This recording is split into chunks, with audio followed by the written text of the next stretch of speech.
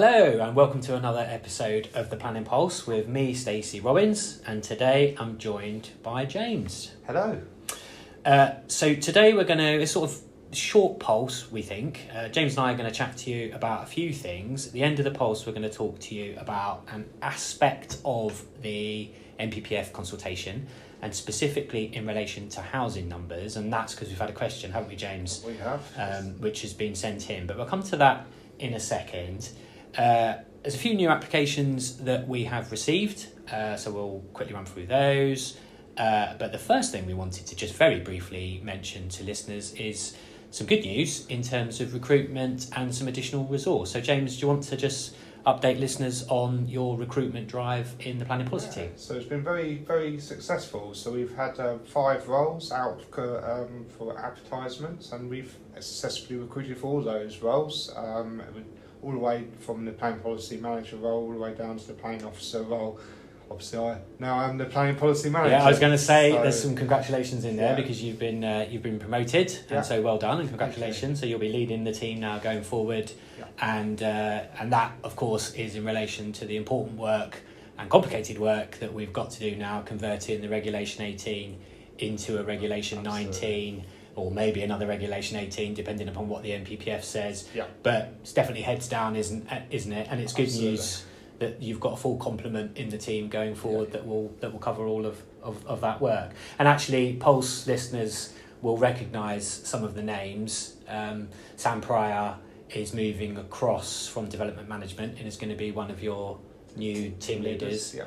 And Matt Taylor is also moving across, albeit that's a secondment, isn't it, to cover a maternity cover in the team. So listeners will recognise some of those faces and names in the planning policy team. But so that will happen, the next couple of 2-3 Yeah, so months? we've got most people will be coming in at the end of September, but maybe some little later than that as well. So, but Fine. yeah. Sure. Okay, all right, good stuff. And so relatively briefly, and others that kind of subscribe to other channels, the Let's Talk platform or our X account will probably already know, but I'll run through it relatively quickly.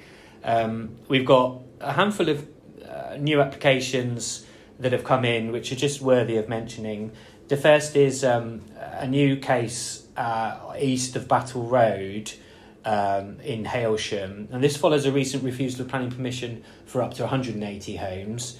Planning Committee South have refused that application due to concerns in relation to impact on agricultural land and also concerns about odour, as the site is close to the Hailsham North wastewater treatment works. And this amended application, it doesn't project so far eastwards, so it's an up to 145 homes, so we'll leave a link below to that application. We've also got a major outline application on land at Cooper's Green Road. This is between Ringles Cross and the Cooper's Cross junction going towards Buxted from on the way out of Uckfield. That's WD 2024-14-11. There's recent history on that site too. It's a refusal of planning permission for a much larger scheme, a care home, but this is a reduced version of that. And then finally, the only other application worthy of mention, it isn't technically a major, but it is over a hectare. So it's a quite big site, but it's land on the south side of Sandy Cross Lane in Heathfield. We've got an application for 9 self-build dwellings on that site with access onto Sandy Cross Lane. Interestingly, that is Horham and Punnetstown ward, but does directly abut Heathfield South. So you'll see that. We'll leave a link below. I say it's not technically a major. It would be on the site size, but because it's an outline application with the numbers specified, 9 self-built dwellings, it doesn't trip over the threshold for major applications. So as I say, we'll leave links below to those applications. Do go and have a look at those, and if there are any questions, then please raise them via the Ask the Development Manager on the Let's Talk Planning Hub. Okay, all right. So James, we've had this question, haven't we? And again, actually, this came through, I think, on a comment on the last Pulse episode where Sarah and myself chatted through some of the changes that are out to consultation in the NPPF. One of our residents or inquirers asked about housing numbers. So do you want to just run listeners through the question that was put to us? Yeah, so the question basically says that the planning policy does not seem to address the increase in the housing requirements set by the new government and how this will be dealt with in the wilderness planning process and in terms of our local plan process, especially given that the draft plan is what they've said to be 40% short of the EU required housing need.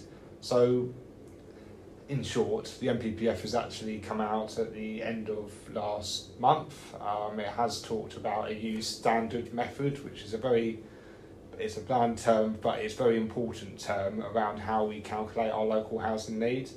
As we currently sit here, it's 1,186 homes is what the standard method calculates for Wilden. And that's every year, isn't it? That's every year. Yeah. And this is what's in our local plan as well, has been in the draft Regulation 18 local plan. But now the government have done some adjustments around that standard method and have done it as a proposal, so it's all draft at the moment. There's no conclusion to this process yet. We'll come to that. But that level of housing need is now 1,398. So this assumes if the draft NPPF sort of comes to pass and becomes the adopted national guidance. So that figure is 1,398, and that's every year. Yeah. And of course, everybody needs to look at that and make comments on that, and we certainly will as an authority, won't we? And there's no point looking, is there, just to be completely clear for listeners, the emerging local plan doesn't propose to allocate growth to meet that number, because the new NPPF has come out after we kind of published our plan. So going forward, what do we need to do? I mean, I guess we're going to have to wait and see what happens with the NPPF. Yeah. But what might we do, I suppose, as a response to that? So the key issues for us, obviously the NPPF, the government are telling us, will be consulted upon to the end of the year, and so September is to finish the consultation, then the end of the year they'll come out with their new NPPF. So at that point we will know for sure whether that figure holds. Obviously the Regulation 18 plan, as he suggested, didn't work to that figure. To answer the question, we think it's about 32% short of what the new figure will be. So it's actually a little bit less than what the listeners put in. But it's a draft plan. Yeah. We've had a call for sites process that's been undertaken as part of that draft plan as well. Yeah. We've had 29 new sites submitted to us as well. I was going to ask you about that, because listeners may not be fully aware of that, because I know you and the team have been working on that. So that's 29 new sites that have come in response to the Regulation 18 sites. So what that is, I mean, maybe listeners know, but that is when we were out to Regulation 18, we extended the call for sites. So that is to invite people to put their land forward for potential allocation. But it doesn't necessarily mean, does it, James, that we would say yes to that? No, most sites we don't. So. But we do need to look at those 29 sites. I don't suppose you have any idea of what those land parcels would yield, because it's too early, isn't it? It's too early, and as I say, we're looking through everyone's comments, as we've explained before in the planning polls. We're looking through everyone's representations to that plan, and that includes these sites. But it's just to say that there are other sites that have been put forward to us. Doesn't necessarily mean that any of them will come into the plan at Reg 19, but we do need to do our due diligence on that and look through those sites and go through that process. But I suppose it's worth saying, isn't it, just so that it's completely clear for listeners, say that all of those 29 sites were absolutely acceptable. I know they probably won't be, because we're in a constrained district, but bear with me. It might be possible that we could deliver 1,398 per year with the additional 29 sites that have been put forward, in addition to those that were proposed to be allocated in the emerging local plan. That's what we're talking about. Yeah, that's what we're talking about, and that potentially could be the case. It more likely may not be. But that is where we are, and that number that we put in the draft Reg 18 plan is the number at that point. And obviously we now need to look at it, revising it, and going through that process and work through those sites. Yeah. Okay. All right. Well, hopefully that answers the question. I mean, just on that point, we always welcome questions. Ever since we've been issuing these pulse episodes, we've made it clear that we were very happy to receive questions. There's also the Ask the Development Manager forum, where if it's particularly complicated, we might answer it via the podcast, or we might do a written reply on the Planning Hub. And actually, there's a neat segue into the final thing I was going to raise today. We had a question just recently about the updated housing land supply position. Now, this, to be completely clear, is irrespective of the draft NPPF, because we do know, and listeners will, I'm sure, be aware, that the government is consulting on abolishing the ability for some councils to draw upon a 4-year land supply, right, tested on the 5-year supply. But of course, that's not yet come to pass, and the current NPPF does have that in there. That is the ability for a 4-year land supply.